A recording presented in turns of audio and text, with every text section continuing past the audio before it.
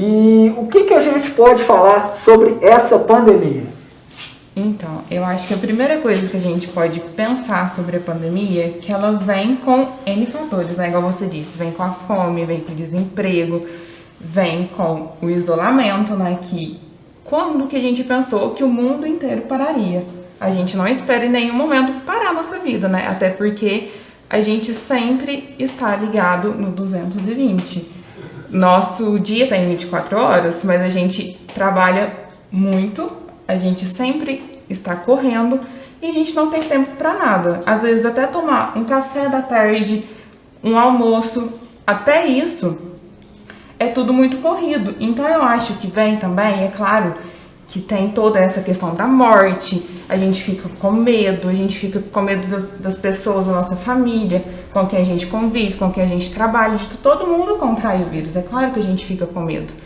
Mas eu acho que a gente pode pensar um pouco para além disso. Então, o que tudo isso traz pra gente? O que isso pode causar na gente? Então, eu acho que é um momento da gente refletir também. O que eu quero pro meu futuro, o que eu posso fazer a partir de agora.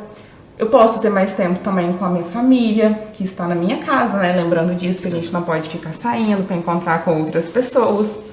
Mas também pensar nesse sentido de vamos parar. É isso que falo, né? Você tem que parar um pouco, pensar e ver tudo que a sua vida está te trazendo. Então a gente nunca parou em nenhum momento. Eu sei que a maioria das pessoas que pararam completamente, que estão em isolamento total, né? Porque algumas pessoas têm esse privilégio, nem todas têm. A gente tem que lembrar dessa situação. Mas quem tem o privilégio de fazer isso, tá quase entrando em um surto mesmo. Porque, pensa, você ficar 24 horas do seu dia trancado dentro de casa, sem ter o que fazer. É claro que a gente tem série, vai criando as coisas, vai assistindo filme, mas parar totalmente, a gente nunca esperou que isso fosse acontecer. Eu acho que é uma coisa muito nova para todo mundo. Então traz muita ansiedade, traz muito pânico, então todo mundo fica com medo. Então eu acho que a primeira coisa que a gente tem que pensar também é parar de ver tanta notícia. Quanto mais notícia a gente vê, mais histeria acontece. Porque se a gente fica o tempo todo na televisão, o que acontece? Só tem falado de Covid. Ou é Covid, ou é coisa que tem sido reprisada. E a gente só vai vendo coisa deprimente, a gente só vai vendo morte, a gente só vai vendo tristeza, a gente só vai vendo caixões e caixões. Então, quanto mais a gente vê, mais triste a gente fica. E a gente perde a esperança completamente.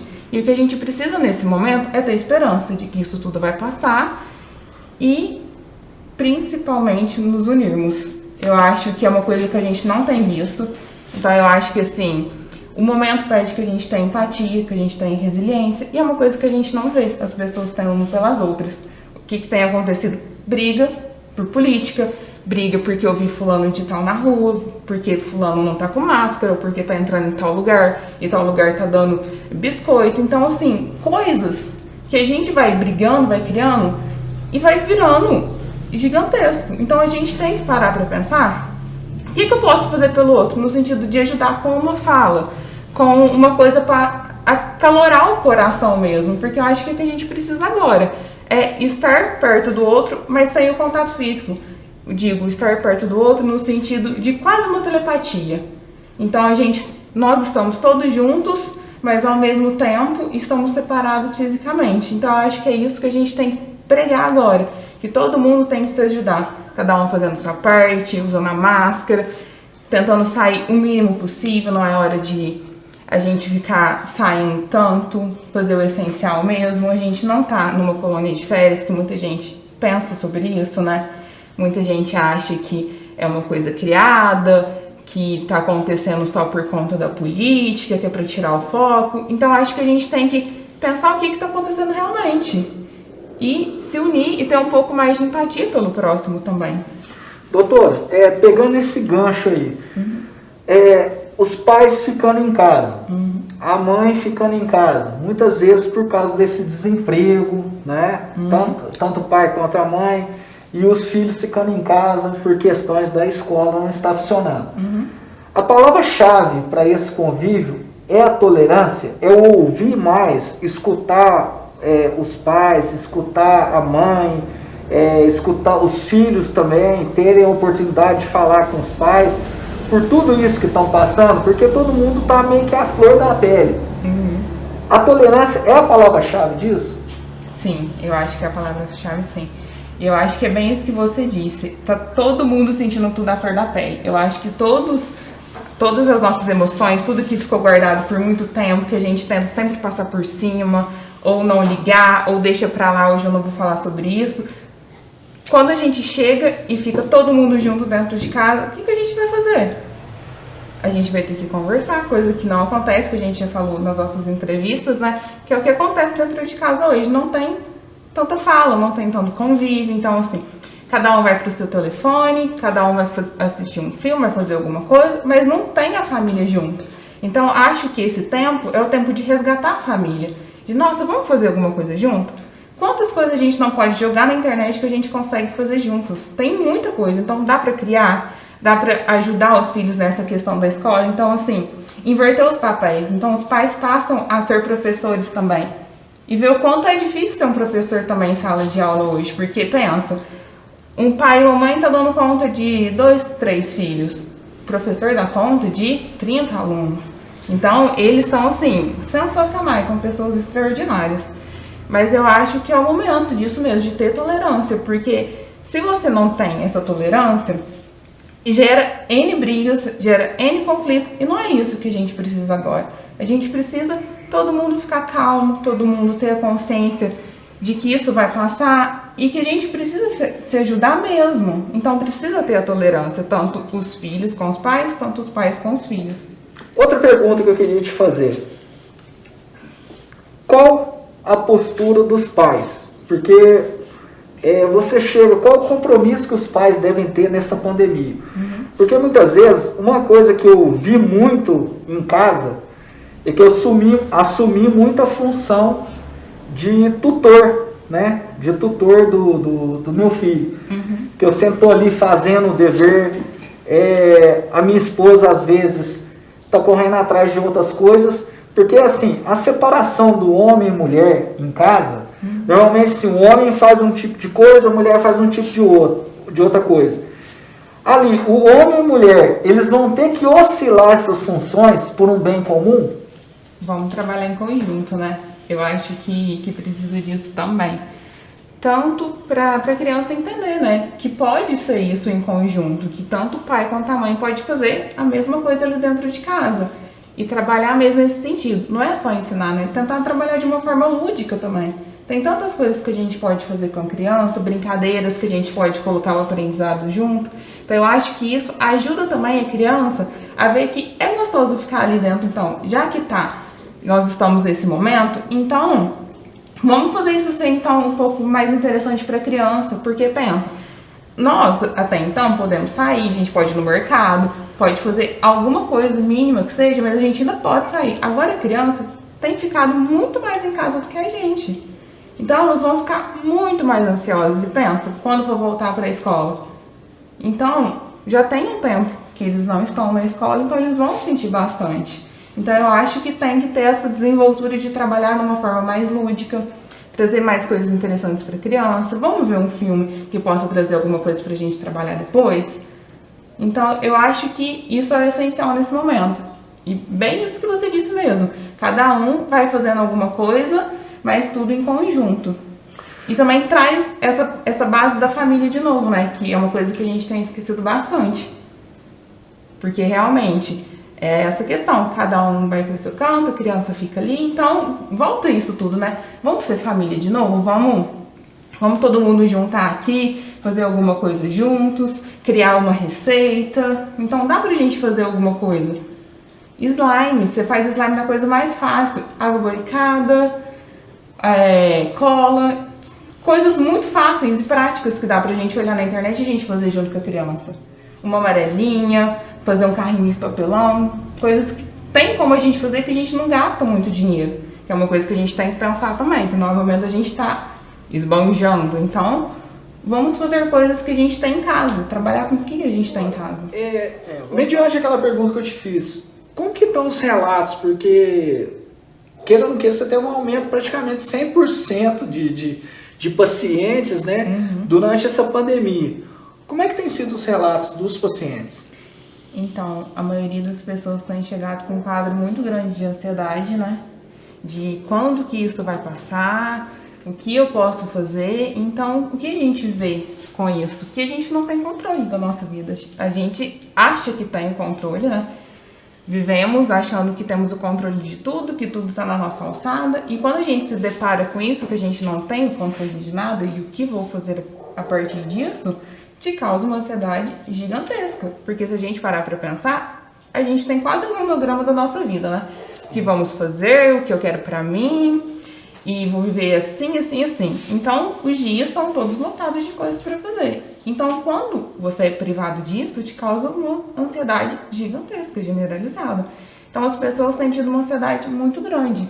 Então, assim, a ponto de precisar de medicamento por conta disso, porque não está conseguindo lidar com a realidade que nós estamos. E querendo ou não, foi uma coisa muito rápida, né? Então, a gente ficou sabendo disso no final de dezembro, no começo de janeiro já começou a dar uma lastrada, mas, não vai chegar aqui no Brasil. Então, a gente sempre acha que não vai chegar até a gente, né? Só que o problema é que sempre chega, sempre tá por aqui, né? Então, se a gente parar pra contar, de 2 a 3 meses que isso cresceu. Então, a vida mudou muito rápido e a gente não tá acostumado com mudanças. E quando é uma mudança muito brusca, então causa um pânico. Então, muitas pessoas estão em pânico também. Então, assim, a gente já acostumou com as máscaras, né? Então, como tirar essa tensão dessas crianças que estão sofrendo muito? Nossa vida transformou, né? É isso que a gente pode falar. Transformou da água para o vinho, literalmente. Então, eu acho que, assim, a gente tem que tentar explicar da forma mais clara possível e mais calma possível. Vamos conversar um pouquinho? Deixa eu explicar o que está acontecendo. Está acontecendo isso, dessa forma, mas não precisa ter medo. A gente está tentando fazer o máximo possível para que isso não chegue até nós.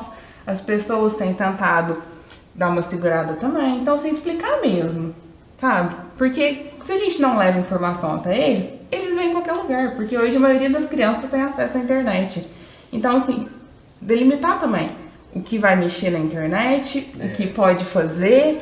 E, assim, eu acho que o essencial seria criar um cronograma. Então, o que a gente vai fazer a partir disso? Se está em casa com a criança, é até melhor, porque dá pra montar um cronograma junto com ela, do que vocês vão fazer a partir disso. Mas se não tem como, né, se não estão em casa, então montar alguma coisa pra ela mesmo. Então tá.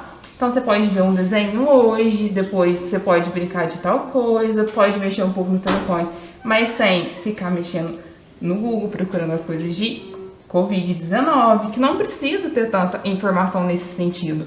Porque nós adultos já estamos vendo tanta informação, já estamos ficando neuróticos, imagina as crianças que não sabem lidar com isso. E também perguntar, como você está se sentindo hoje? O que você está achando disso?